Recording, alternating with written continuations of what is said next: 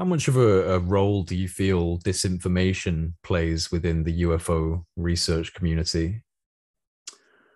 Well, I'm glad we're devoting a little bit of sort of possibly the end of the show to the question, because um, it is, I think it's something that we need to be acutely aware of. And going back to the beginning of our discussion about the 80s and the 90s, and before that, you know, the military intelligence community all over the world, not just in America, but here in the UK and also in Soviet Russia and Russia today, have used the UFO phenomenon to hide stuff behind. It's incredibly convenient to do that. I'm reading quite an interesting book at the moment called Mirage Men. I don't know whether you've read it. There's I also a haven't read it, documentary but out. I've watched the documentary. Yeah. Yeah, and it's it details, you know, quite a lot of that activity. But you know, as an ordinary reporter for a, you know, a pretty sort of nuts and bolts trade magazine that Jane's Defense Weekly was, I found myself coming up against disinformation at all levels in the course of my career. There was a, you know, a classic, an absolute classic, was when I went to visit the Skunk Works in 1996. And I interviewed Jack Gordon, the CEO of the Skunk Works. We talked about that earlier. And on my way out of the building under heavy escort, I passed by a sort of org map that shows a linear progression of all the Skunk Works aircraft stemming from an aircraft called the XP-80 in 1944, 45. And right up through to then what was the meant to be, or the aircraft that I knew that should be at the top of the list, which was something called Dark Star, which was a UAV that failed. But it wasn't at the top of the list. There was something called Astra on the top of the list. And it looked pokey and pointy and purposeful. And I knew enough about the Skunk Works and about aerospace to know that there is no such thing out there called Astra. And I called this out to my escort on the way as we passed out of the entrance hall. And rather like a rather annoying sort of kid, I go, "What's Astra? What's Astra? What's Astra?" And I'm literally sort of given the bum's rush out of the building. And like that persistent, annoying kid, even when I get back to the UK, I'm emailing. Did we have email in those days? Probably not. Anyway, I'm faxing them going, "What's Astra? What's Astra?" And they come up with this ludicrous explanation for what Astra is, which is that it was an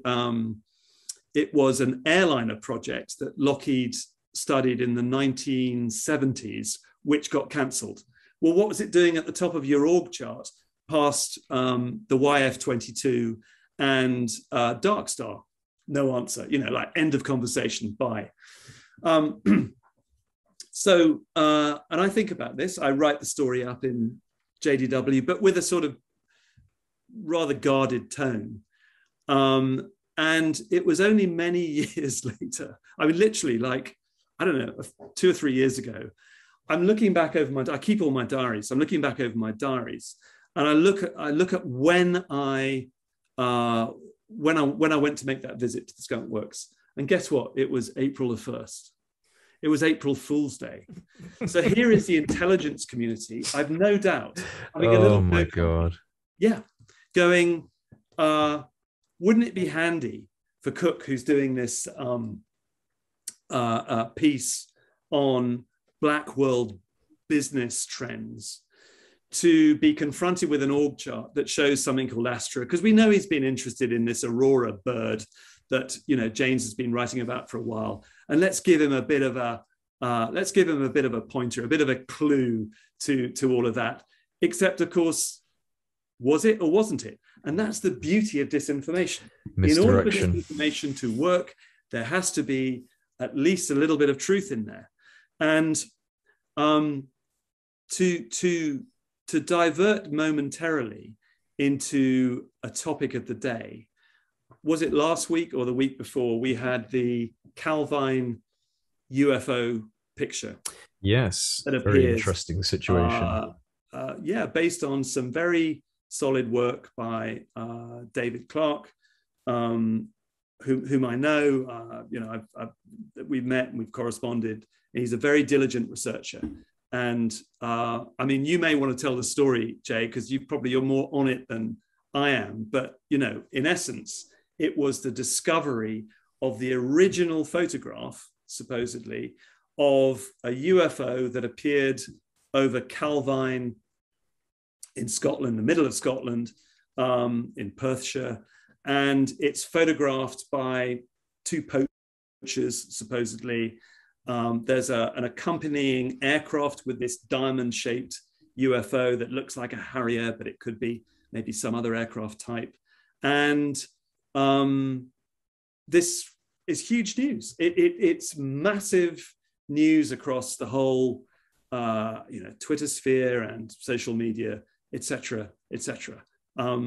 But I think it's actually much more interesting than it appears. So, well, this is funny because we were talking earlier on about how, you know, the UK and the MOD has been extremely quiet about the UFO subject all the way through the American government over the last few years being more vocal. So maybe this will start pushing the meter a little bit closer towards home, because this is obviously, you know, something that happened that was shot down by our Ministry of Defense. And so it makes me very curious. Obviously, the guy that brought out the image, or at least kept the image, was a retired RAF official. I think his name was Craig Lindsay. And what made me laugh is that he'd kept that photo in his desk between the pages of a book titled Great Aircraft of the World, which I just thought was a brilliant little, very, very cheeky little nod towards what he was up to. So I think it's fantastic that the image has come out. There's been a lot of debate about what it really is. Obviously, you've got the skeptics saying that it could be a rock in a pond or a mountain coming out of the clouds. I personally feel that these are really far-reaching speculations, but I don't want to say that it's an alien spacecraft. It's a diamond in the sky with a jump jet banking around it, and I do think that there is some form of craft in the air in this image. That's what I personally do believe. I just don't know what it is, whether it's an experimental aircraft, whether it's a UFO. What do you think about it, Nick? Okay, so let's just look at when the photograph was purportedly taken. It was 1990. I believe it was taken on August the 4th. 2 days earlier, Saddam Hussein invaded Kuwait. Now, I don't believe that that is not insignificant. In other words, I believe it is significant. And for the following reason. The discussion, as I've read it recently, and actually back in the day when this surfaced as an issue, because we perhaps should explain that a photocopy of this picture had appeared in a UK MOD document, a report on UFOs, and it had been touted by Nick Pope and others as having been blown up into a poster. This is the photocopy, and shoved on the wall of is it DI-55? Anyway, the Defense Intelligence Secretariat that was given over to the study of UFOs, populated, I think, by 2 people or thereabouts. So this picture had gained, you know, some attention, and the fact that it was billed by the MOD, those in the know, as being a really kosher, genuine, you know, the most kosher, genuine picture of a UFO that they had probably ever come across, you know, gave it some real importance. But, you know, if we go back to the discussion at the time, it was August the 4th, 1990, 2 days earlier, Saddam Hussein had invaded Kuwait. The 2 poachers, supposedly, neither of whom, as far as I'm aware, have come forward, submitted the photographs to the Scottish Daily Record, I think it was. And the Scottish Daily Record elected not to publish any of them, but handed them into the MOD, who then confiscated them. The narrative then goes, of course, they touch base with their American counterparts, who supposedly go ballistic for reasons they don't entirely explain, but the MOD official, the UK MOD officials, take that to mean that it may have shown some secret American technology. Okay, all well and good. Now let's look at the vehicle itself, diamond-shaped. And a lot of people talk about Aurora in the same breath as this picture. You know, was this Aurora, this diamond-shaped vehicle, being buzzed by a Harrier or a Hunter or whatever it was? If you go with the story of the poachers, they say that they watched it for some time, and this is what they had debriefed to the MOD officials as well. This thing had sort of been hovering static in front of them for a while. It made no noise. And then in the end, it shot straight up, disappeared, you know, typical UFO sightings report. But still we get this Aurora association with it.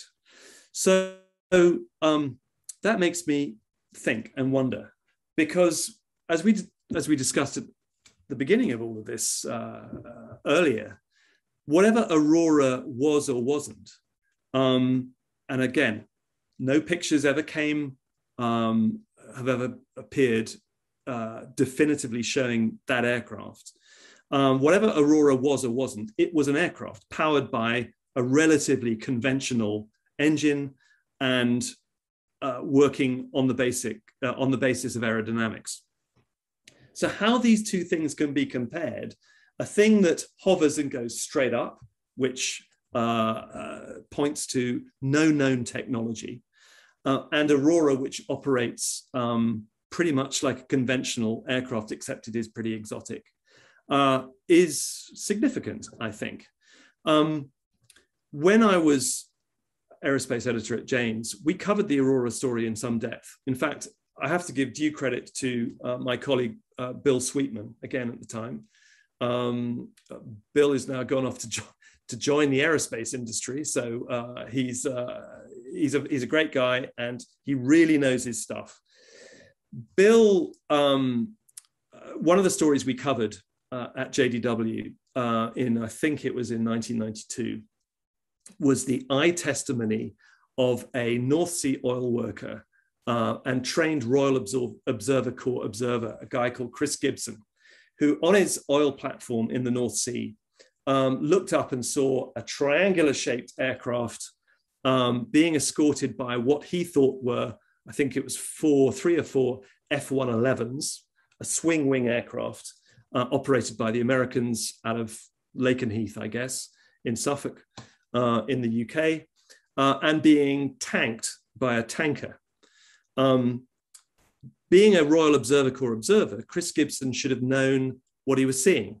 And he swore that this was nothing he'd ever seen before. Hands the report off to Bill Sweetman. We cover the story in Jane's Defense Weekly, and the Aurora story is off and running. We cover the story some more, and bit by bit, reports of the aircraft, Aurora, this Mark 5 to 8 hypersonic, high-flying spy plane to replace the SR-71, is reported operating out of RAF Machrihanish in the West Scottish Highlands. It's actually on the Mull of Kintyre. So suddenly we have 2 days after Saddam Hussein invades Kuwait, a UFO report popping up linked to the Aurora story. And yeah, that's not suspicious. Well, here's what, I'm not saying this happened, but if I were a disinformation guru, here's what I would be up to. So Aurora is real. I think there's enough evidence to justify the fact that something was built. Just before he retired from the US Air Force as head of research and development. A guy called General George Molnar gave me an interview. And the topic of conversation, let me think, when was this? This was in 1998, I think. The topic of conversation, for the record, was black programs. That's what I came to the Pentagon to talk to him about. And we had a really good discussion, a long discussion. The subject of Aurora comes up. And I say, come on, General, it's your last day in office. You can tell me, is Aurora real? He didn't say, but he gave enough hints to say that between the retirement of the SR-71, which was around about that time, 1990, and the emergence of a new generation of digital spy satellites that gave real-time data, or that would give real-time data to people on the ground, there was a gap. There was a hole in the intelligence picture, and it needed to be filled. And Aurora, not that General Molnar said this, but the evidence spoke to it. Aurora filled that gap. But it was expensive. And therefore, having served its purpose through the development of a number of what they called in the trade operational prototypes, it was then taken out of service, having filled that gap. Guess when that gap was? That gap was during the Saddam Hussein's invasion of Kuwait, 1990, 1991.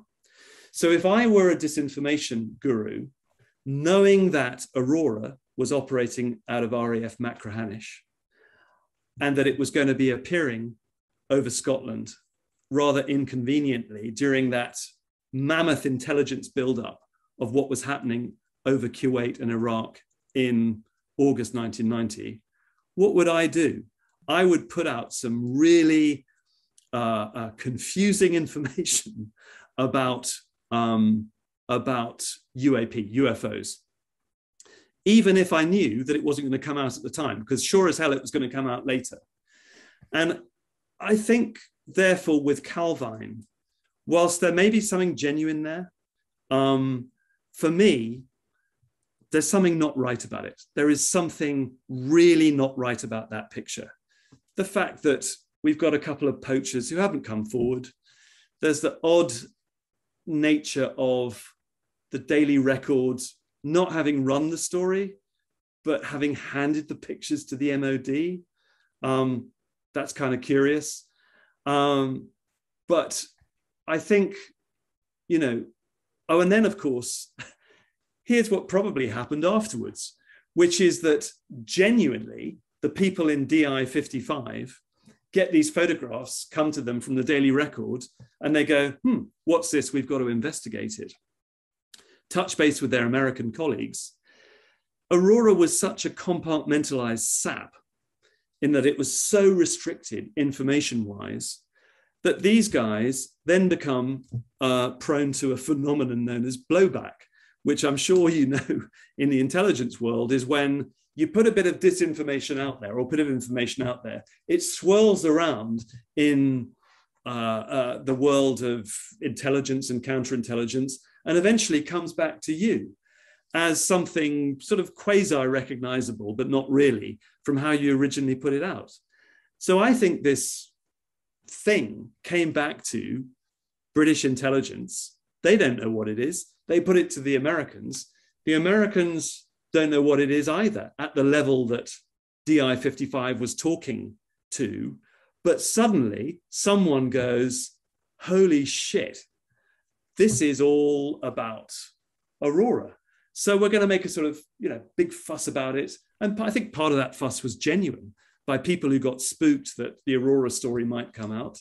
But I think also part of it was just flammed up by people who genuinely thought that they'd tripped up over some top secret piece of American technology. Well, it was, but I don't think the technology that we're talking about or the real story is held in that diamond-shaped UFO. I think that was cover for what was really going on with an Aurora basing in and out of RAF Machrihanish. And that would have been intensely secret.